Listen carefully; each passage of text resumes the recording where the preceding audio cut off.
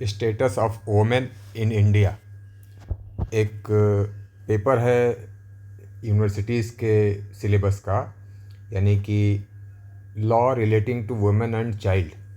उसी पेपर में एक यूनिट है status of women in India, यानी भारत में महिलाओं की स्थिति। और ये स्थिति 3 रूपों में हम लोग देखने की कोशिश करते हैं।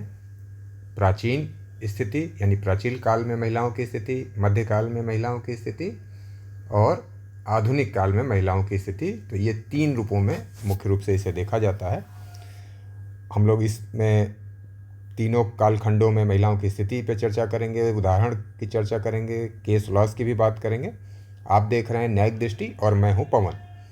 अब यदि हम लोग बात करें प्राचीन काल की, तो प्राचीन काल से लेकर के और आधुनिक काल तक अगर हम देखें तो ये ट्रांसफॉर्मेटिव और डिक्लाइन भी देखने को बीच बीच में मिलेगा और फिर उत्थान भी उनका देखने को मिलेगा। तो इस रूप में ये, यानी हम लोग कह सकते हैं कि ये क्रम इस तरह से चलता हुआ आपको दिखेगा, यानी इस तरह से ये क्रम चलता हुआ दिखेगा। यानी कि यहाँ पे उत्कर्ष का समय था, फिर ये डिक्लाइन होता है, यानी और फिर इसके बाद आज की डेट में अगर बात की जाए तो फिर उत्कर्ष की स्थिति देखने को मिल रही है। अब अगर हम लोग प्राचीन काल की बात करें तो इस प्राचीन काल को 3 कालखंडों में बांटा जाता है। अर्ली वैदिक काल यानी प्रारंभिक वैदिक काल, उत्तर वैदिक काल और पश्चात वैदिक काल के रूप में 3 तरह से इसको हम लोग डिवाइड करते हैं। और अर्ली वैदिक काल की बात करें, अर्ली वैदिक पीरियड की बात करें तो ये 1500 से 1000 BC तक इसे माना जाता है। और यहाँ पे समानता का स्तर देखने को मिलता था। Women enjoyed respectable social status and were active participation in religious and intellectual life, यानी उनके अपने धार्मिक भागीदारी हुआ करती थी, बौद्धिक भागीदारी थी, शास्त्रार्थ में वो भाग लिया करती थी, शिक्षा दीक्षा में उनकी भूमिका थी। अब उस समय के हम लोग की फीचर्स को अगर देखने की बात करें तो women received education and studied the Veda, Veda पढ़ने की उन्हें छूट थी, वेद वो पढ़ती थी, शास्त्रार्थ में जैसा मैंने अभी कहा भाग लेती थी। Participation in religious rituals along husband, यानी पति के साथ वो भागीदारी करती थी धार्मिक क्रियाकलापों में। आपने अभी भी देखा होगा कि हमारे जो गाँव में किसी पूजा पाठ के समय पति और पत्नी के वस्त्रों को आपस में जोड़ दिया जाता है, गांठ बांध दी जाती है और माना जाता है कि जब तक वो साथ साथ किसी पूजा को परफॉर्म ना करें तब तक उसका फल उन्हें प्राप्त नहीं होता। Right to choose husband through स्वयंवर, यानी स्वयंवर की प्रथा थी। आपने देखा कि सीता जी के लिए स्वयंवर हुआ था, या और भी बहुत सारे स्वयंवर के उदाहरण, नारद जी के बारे में स्वयंवर की बात की जाती है। तो इस तरह से स्वयंवर की प्रथा थी, यानी उन्हें इतनी स्वतंत्रता थी कि वह स्वयं से अपने वर का चयन करती थी। तो ये काफ़ी प्रोग्रेसिव स्टेज आपको देखने को मिल सकता है, जो कि आज भी अभी पूरी तरह से प्रचलन में नहीं है। स्वयंवर, अगर हम लोग लव मैरिज की बात करते हैं, लेकिन स्वयंवर जैसा कोई आपको प्रकरण देखने को नहीं मिलता है आज के डेट में भी। हम लोग दिखावा के लिए जयमाल का एक प्रोग्राम करते हैं अपनी शादियों में, लेकिन वो स्वयंवर जो कि योग्यता के आधार पे वो महिला स्वयं चुन करके अपने पति का वर्ण करती थी, वो चीज़ आज भी देखने को नहीं मिल रही है पूरी तरह से, जिसका कि उल्लेख वैदिक काल में देखने को मिलता था। अब इस फिगर से आप अनुमान लगा सकेंगे, ये फिगर है वैदिक काल का, और इसके बाद ये फिगर आप देखें मध्यकाल का, यानी आपको देखने को मिल रहा है कि थोड़ा सा इनकी स्थिति अब पर्दा और घरेलू महिला की तरह से दिख रही है स्थिति। और इसके बाद ये स्वतंत्रता के पूर्व की स्थिति है, यानी महिलाओं की भागीदारी स्वतंत्रता आंदोलन में, यानी झांसी की रानी और लक्ष्मीबाई, कर्णावती, दुर्गावती, इस तरह की स्थितियाँ। और ये आधुनिक महिला की बात करें आप, या आधुनिक महिला की परिस्थिति की बात करें कि वो अंतरिक्ष में भी जा रही है, वो बॉक्सिंग कर रही है, वो खेल खेल रही है। तो इस स्थिति से आपको, यानी इन चित्रों से आपको ये स्थितियाँ स्पष्ट हो पा रही हैं कि किस प्रकार से उनकी स्थिति बदलती रही और आज की डेट में किस स्थिति पे वो हैं। अब हम लोग बात करें उत्तर यानी प्रारंभिक वैदिक काल की हम लोग बात कर रहे थे, तो वहाँ पे हम लोगों ने कहा कि उनको अपना पति चुनने की, यानी स्वयंवर की स्वतंत्रता थी, आज़ादी थी। विधवा विवाह की अनुमति प्राप्त थी, विधवा होने के बाद, यानी पहले पति की मृत्यु होने के बाद दूसरा विवाह करने की उन्हें अनुमति प्राप्त थी। वुमेन कुड ओन प्रॉपर्टी, यानी उनकी अपनी संपत्ति हो सकती थी, वो संपत्ति धारण कर सकती थी, जिसे स्त्री धन के नाम से जाना जाता था।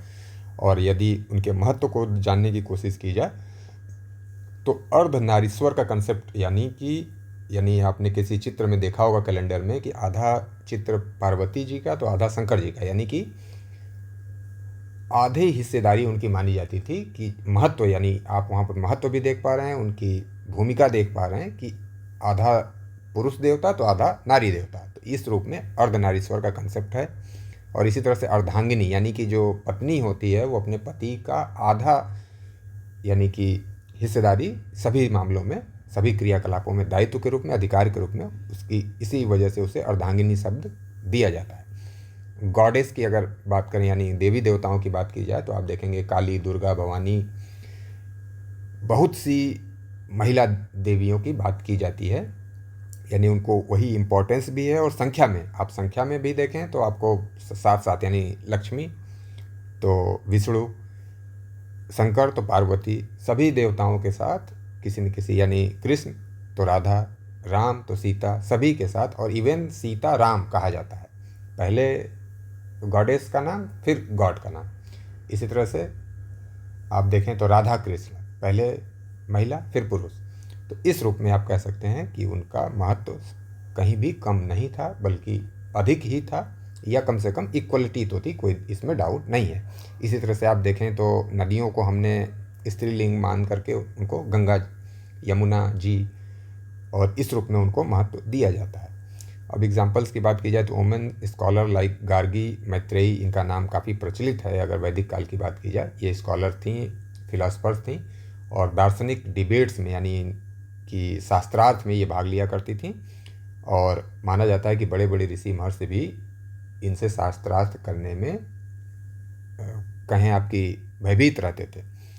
और अगर उस समय के उदाहरण के रूप में आप देखें तो राजमाता यानी कैकेयी ने वर लेकर के राम को वन में भेजने की बात की। दशरथ जी ने कैकेयी के वचन को पूरा किया और राम को वापस अयोध्या में रहने की अनुमति तो दी, लेकिन रामचंद्र जी ने अपनी माता की अनुमति या उनके आज्ञा को या उनकी इच्छा को दरकिनार नहीं किया, उसको अस्वीकार नहीं किया और वो बन गए। तो ये आप देख सकते हैं। इसके बाद आप जब देखेंगे कि रामचंद्र जी वन में जाते हैं तो सबरी की इम्पोर्टेंस क्या है वहाँ पे, यानी उसको वही माता की तरह सम्मान दिया गया।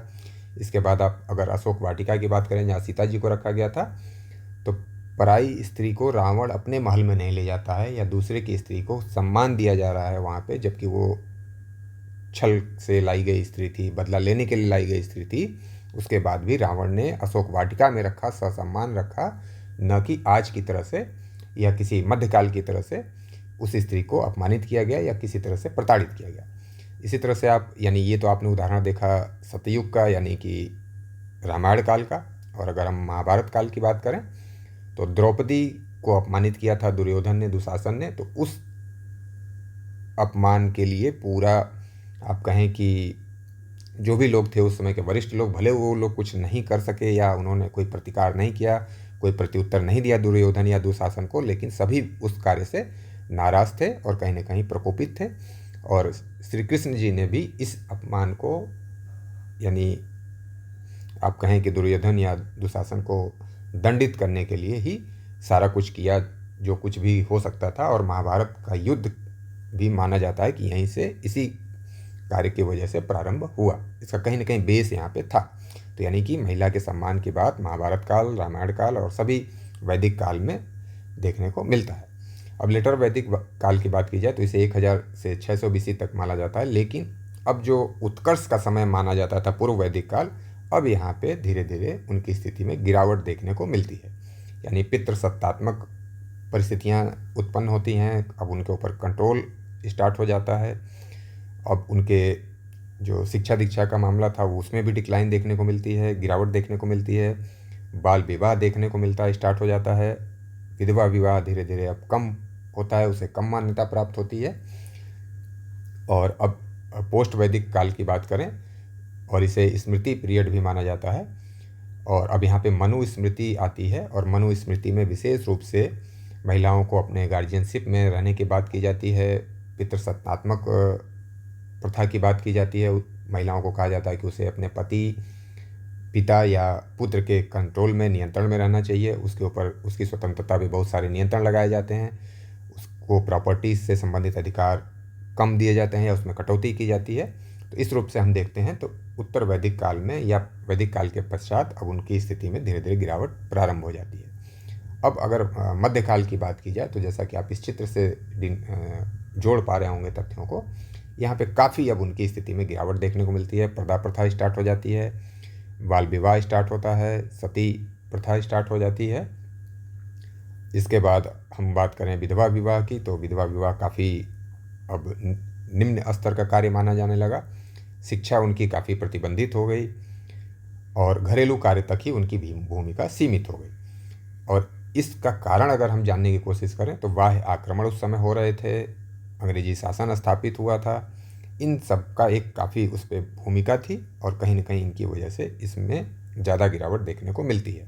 उनकी जो धार्मिक प्रथा, अभी मैंने कहा कि दोनों के कपड़े को बांध करके आपस में यानी एक साथ बैठ के पूजा करने का कंसेप्ट वगैरह, जो उनकी समानता की स्थिति थी, वो भी काफ़ी उसमें गिरावट देखने को मिलने लगी। अब लेकिन इन गिरावट के बाद भी अगर बात की जाए तो कुछ महिलाओं को काफ़ी चर्चा मिली या काफ़ी वो चर्चित थीं या शक्तिशाली महिलाएं थीं। यानी रजिया सुल्तान का नाम लिया जा सकता है, जो पहली शासक मानी जाती है दिल्ली की। इसी तरह से रानी दुर्गावती, अहिल्याबाई होलकर, इस तरह से इनके नाम भी लिए जा सकते हैं। इनको माना जाता है कि ये काफ़ी बहादुर रानी थीं, काफ़ी प्रोग्रेसिव एडमिनिस्ट्रेटर थीं ये लोग। तो इस रूप में यानी इनका नाम लिया जा सकता है उदाहरण के तौर पे।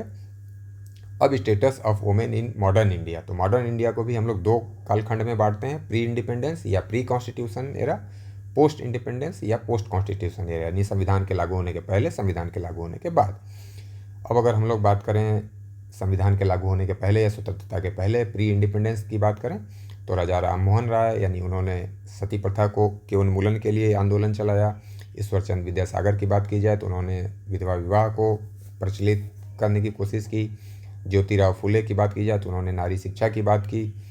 और अगर उस समय के एक्ट की बात की जाए तो एबॉलिशन ऑफ सती एक्ट 1829 आया, विडो रीमैरिज एक्ट आया 1856 का, एज ऑफ कंसेंट रिफॉर्म हुआ, यानी कि विवाह में उनकी सम्मति या अन्य रूप में सहमति को प्राथमिकता दी जाने लगी। कॉन्स्टिट्यूशनल स्टेटस की अगर बात की जाए यानी पोस्ट इंडिपेंडेंस की बात की जाए सॉरी, तो संविधान में महिलाओं की स्वतंत्रता से संबंधित या उनकी समानता से संबंधित, उनकी गरिमा से संबंधित बहुत से प्रावधान जोड़े गए। और इसमें आर्टिकल 14 जो सीधे सीधे समानता की बात करता है, इक्वलिटी बिफोर लॉ की बात करता है। अगर 15(1) की बात की जाए तो यहाँ पे सेक्स के आधार पर डिस्क्रिमिनेशन की मनाही की गई है। और साथ ही साथ 15(3) में महिलाओं और बच्चों के लिए स्पेशल प्रोविज़न करने की छूट दी गई है। इसी तरह से आर्टिकल 16 में उनको अवसर की समता देने की बात की गई है, यानी नौकरी वगैरह में।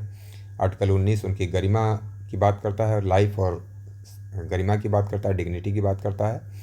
आर्टिकल 39A जो है इक्वल लिवलीहुड की बात करता है। Article 39D equal pay for equal work की बात करता है, यानी महिला पुरुष को दोनों को समान वेतन दिया जाए। Article 39E health and strength की बात करता है। आर्टिकल 44 डायरेक्टली तो वुमेन की बात नहीं करता है, लेकिन जैसे ही यूनिफॉर्म कोड की बात होगी तो निश्चित रूप से जो कुरीतियाँ हैं कुछ, जैसे विशेष रूप से आप कहें कि ट्रिपल तलाक या इस तरह के जो उनके विरुद्ध प्रचलन है, प्रथाएं हैं, वो निश्चित रूप से समाप्त होंगी। जैसे अगर बात की जाए हिंदू विधि यानी हिंदू उत्तराधिकार, हिंदू विवाह आदि विधियां जो आई 1955 और 56 में, तो उसके पहले महिलाओं के साथ भेदभाव की स्थिति थी संपत्ति के मामले में, विवाह के मामले में या और भी अन्य मामलों में। तो हिंदू विधि के कोडिफाइड होने के बाद उन स्थितियों में काफ़ी सुधार हुआ। इसी तरह से अगर यूनिफॉर्म सिविल कोड आता है तो भी उनकी स्थिति में कम से कम एक रिलीजन के महिलाओं की स्थिति में निश्चित रूप से सुधार आएगा। तो ये भी एक माना जा सकता है कि महिलाओं के हित में प्रोविज़न है। इसके बाद आर्टिकल 42 मैटर्निटी रिलीफ की बात करता है, यानी कि प्रसव के बाद उनको 6 मास तक छुट्टी के बाद भी उन्हें वेतन दिया जाए, इस तरह की स्थिति की बात आर्टिकल 42 में की गई है। अब अगर फंडामेंटल ड्यूटीज़ की बात के ऊपर हम लोगों ने इसको दो पार्ट में डिवाइड किया था, फंडामेंटल राइट्स के रूप में, डायरेक्टिव प्रिंसिपल्स के रूप में यानी DPSP के रूप में, और अब तीसरा है फंडामेंटल ड्यूटीज़। तो फंडामेंटल ड्यूटीज़ में भी प्रोविज़न है आर्टिकल 51A में ई क्लास क्या कहता है, renounce derogatory practices against women, यानी महिलाओं के विरुद्ध जो विभेदकारी प्रथाएं हैं उन्हें छोड़ा जाए, उनका त्याग किया जाए। इसके बाद कॉन्स्टिट्यूशन में जो अदर प्रोविज़न है महिलाओं के उत्थान से संबंधित, तो आर्टिकल 243D में महिला रिजर्वेशन की बात की गई है पंचायतों में, 1/3 जो पोस्ट हैं वो रिजर्व किए जाएंगे महिलाओं के लिए। इसी तरह से आर्टिकल 43T में यानी म्यूनसिपलिटी में रिजर्वेशन की बात की गई है, म्यूनसिपल कॉरपोरेशन में रिजर्वेशन की बात की गई है। आर्टिकल 325 में कहा गया है कि सेक्स के आधार पर किसी व्यक्ति को वोटर बनने से नहीं रोका जाएगा, यानी महिलाओं और पुरुषों दोनों को समान अधिकार दिया जाएगा। और भारत में आज़ादी के समय ही सभी को समानता के साथ ये अधिकार वोटर बनने का या वोट देने का अधिकार दिया गया था। अब हम अगर उनके आज के मॉडर्न युग में उनके उत्थान के उनके एग्जाम्पल्स की बात करें तो अगर पॉलिटिकल क्षेत्र में, हम कॉरपोरेट सेक्टर में, इसके बाद सेना में, खेल में, सभी भूमिकाओं की अगर बात की जाए तो इंदिरा गांधी, प्रतिभा पाटिल, द्रौपदी मुर्मू, ये सुषमा स्वराज, उन्हीं की बेटी बांसुरी स्वराज, ये उदाहरण है पॉलिटिकल क्षेत्र में उनके उत्थान का। यानी जो सर्वोच्च पद है हमारा प्रधानमंत्री का, राष्ट्रपति का, वहाँ तक महिलाएं पहुँची हैं। और इवन एसटी महिला यानी कि शेड्यूल्ड ट्राइब महिला आज की डेट में हमारे सबसे सर्वोच्च पद, सबसे सर्वोच्च राजनीतिक पद को सुशोभित कर रही हैं, द्रौपदी मुर्मू जी। तो ये अपने आप में उदाहरण है कि महिलाएं आज की डेट में बिल्कुल चरम उत्कर्ष पे या चरम स्थिति में हैं। इसी तरह से यदि न्यायपालिका की बात की जाए तो फातिमा बीबी, बीबी नागरत्ना, इंदिरा बनर्जी, ये सर्वोच्च न्यायालय के महिला जज के नाम हैं जो कि इस बात को साबित करते हैं कि महिलाएं यानी कार्यपालिका के क्षेत्र में, विधायिका के क्षेत्र में और न्यायपालिका के क्षेत्र में भी सबसे सर्वोच्च पदों पे आसीन हैं। इसी तरह से अगर कॉरपोरेट सेक्टर की बात की जाए तो इंदिरा कोचर, इंदिरा नोई, सुधा नारायण मूर्ति, ये कॉरपोरेट सेक्टर में अपना परचम लहरा रही हैं। कॉलोनल सोफिया यानी कर्नल सोफिया, पीटी ऊषा यानी ये खेल के क्षेत्र में, सेना में, इस तरह से तमाम भूमिकाएं आपको देखने को मिल सकती है। पीवी सिंधु वगैरह तमाम नाम हैं जो कि आज की डेट में महिला उत्कर्ष को साबित कर रहे हैं। लेकिन अगर हम बात करें तो इससे संबंधित अगर विधियों की बात की जाए तो protection of women from domestic violence act ये 2005 में आया था, dowry prohibition act 1961, maternity benefit 1961, sexual harassment of women at workplace ये 2013 का एक्ट है, prohibition of civil child marriage act 2006, यानी उनके प्रोटेक्शन के लिए, उनके उत्थान के लिए ये कुछ एक्ट हैं। उदाहरण ये मात्र हैं, ऐसा नहीं कि यही सब कुछ है, ये तो एक उदाहरण है कि इस तरह से हमने उनके उत्थान के लिए प्रयास किया। अब अगर बात की जाए उससे यानी सर्वोच्च न्यायालय ने निर्णय क्या क्या दिए हैं महिलाओं के उत्थान के संदर्भ में, तो Vishakha versus state of Rajasthan इसी केस पे ये बेस्ड है। यानी वर्क प्लेस पे जो एक्ट आया था इनका 2013 में, इसी केस के बाद ये आया था। इसी तरह से Saira Bano versus union of India 2017 का केस है जहाँ पे ट्रिपल तलाक को बैन किया गया और इसी केस के बाद ये एक्ट बनाया गया। इस एक्ट के बाद यहाँ पे ट्रिपल तलाक को पनिशेबल ऑफेंस डिक्लेयर कर दिया गया। Joseph cine versus union of India 2018 का केस है, यहाँ पे अडल्ट्री को स्ट्रक डाउन कर दिया गया, यानी सेक्शन 497 उस समय की आरपीसी की सेक्शन थी, इसे अबॉलिश कर दिया गया या डिस्क्रिमिनेटरी मानते हुए इसे रद्द किया गया। Indian young lawyers association versus state of Kerala 2018 का केस है, इसमें सबरीमाला मंदिर से संबंधित ये केस है और इस केस में कहा गया कि सभी उम्र की महिलाएं टेम्पल में जा सकती हैं, उस पर्टिकुलर टेम्पल में, क्योंकि वहाँ पे 10 वर्ष से लेकर 50 वर्ष तक की महिलाओं को अंदर जाने से रोक थी। तो इस केस में सुप्रीम कोर्ट ने कहा कि सभी उम्र की महिलाएं जा सकती हैं, यानी लिंग के आधार पर कोई भेदभाव या उम्र के आधार पर कोई भेदभाव नहीं किया जा सकता। हालांकि इसका रिव्यू अभी भी सुप्रीम कोर्ट में फिर से पेंडिंग है, अब आगे देखते हैं कि उस पर क्या डिसीजन आता है। Secretary ministry of defence versus Babita Punia 2020 का ये केस है।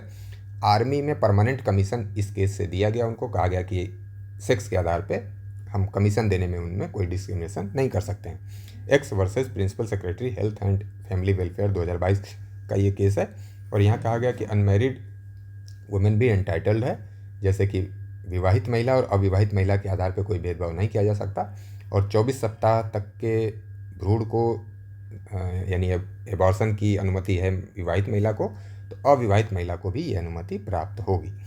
अब अगर हम आज की डेट में महिलाओं की स्थिति की बात करें तो ऊपर हम लोग उसकी पूरी चर्चा कर चुके हैं। अब केवल उसके अगर आगे चैलेंजेस की बात करें तो जेंडर बेस्ड वायलेंस अगर आज की डेट में देखा जाए तो बहुत से एरिया में अभी भी देखने को मिल रहा है। Veg gap and employment inequality अभी भी देखने को मिल जाती है कभी कभी, कहीं कहीं child marriage in rural areas, social discrimination and patriarchy यानी कि पितृसत्तात्मक व्यवस्था अभी भी कहीं देखने को मिल सकती है या मिल जाती है। तो अगर ऐसा कुछ भी कहीं पे भी है तो उसको भी एबॉलिश करने की, समाप्त करने की आवश्यकता है।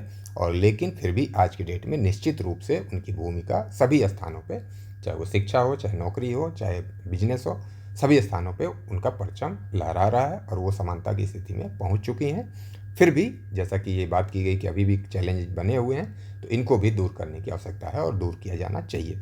वो हमारी अपनी मानसिकता से हो, चाहे वो हमारे विधि से हो, चाहे विधि के पालन से हो, सभी स्तरों पे हमें ऐसा करने चाहिए और ऐसा करने का प्रयास करना होगा।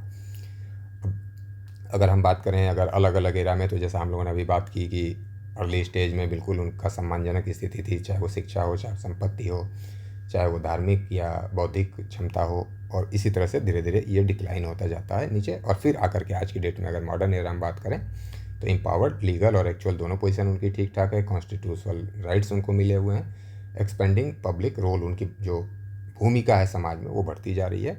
और यही बात हम लास्ट में कह सकते हैं कि वैदिक काल में यानी प्रारंभिक काल में उनकी स्थिति काफ़ी चरमोत्कर्ष पर थी, काफ़ी अच्छी पोजीशन में वो थी, समानता की स्थिति में थी। धीरे धीरे मध्यकाल में उनकी स्थिति में गिरावट देखने को मिलती है, लेकिन फिर आज की डेट में वो अपने चरम उत्कर्ष पे पहुंच चुकी हैं। लेकिन अगर कहीं पे कोई कमियां हैं तो उन्हें सुधारे जाने की आवश्यकता है और उन्हें सुधारा जाना चाहिए। ये वीडियो अगर आपको पसंद आया तो चैनल को आप सब्सक्राइब कर लें, ताकि इस तरह के वीडियो आपको मिलते रहें। आप लाइक करें, शेयर करें, और आपके कोई कमेंट हों तो आप चैट बॉक्स में निश्चित रूप से लिखें। धन्यवाद।